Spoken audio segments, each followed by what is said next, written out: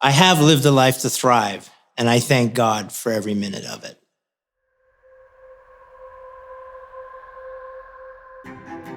So I was born on the island of Molokai, Hawaii, and my parents were Japanese immigrants. For me, living in Molokai there wasn't like a huge adventure ahead of me other than probably just surfing every day. And I came across a picture of a guy holding a list, and it was his plan to live a life that was going to thrive. And I think that was the beginning of the journey.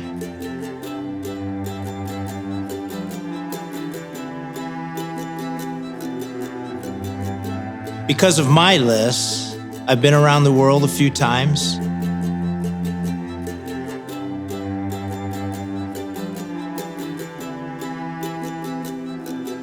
I even climbed the highest peak in North America, Denali, with my son, who had that on his list. So there are some rules in making this list. The first is, once you put something on the list, you cannot take it off. That will make you have to think very deeply and how much you really want this to be on the list. Think about the things that you want to accomplish in this life, the things that you want to learn, the things that you want to see. Having the list means that you've thought about it, you've identified things.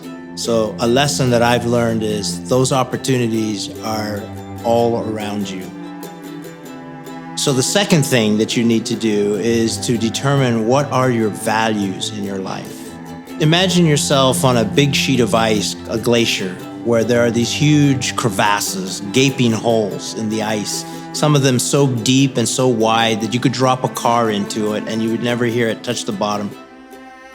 In climbing, when we have these obstacles, we bring 12-foot aluminum ladders and we cross the ladder to get to the other side. The question for you is, what are you willing to risk your life to cross the ladder for?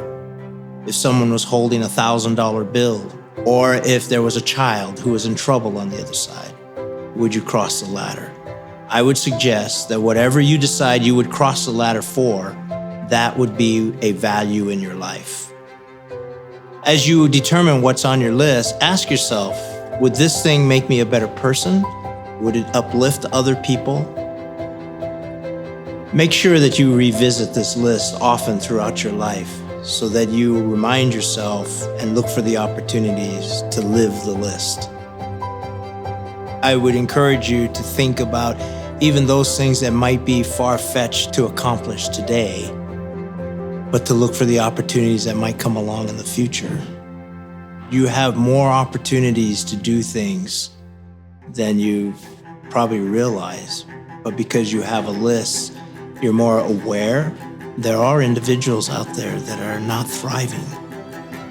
If I could reach them through this or however, then everything that I've done here at BYU is worth it. You have a choice to make. You can either endure this life or you can thrive in it. And I hope that you thrive.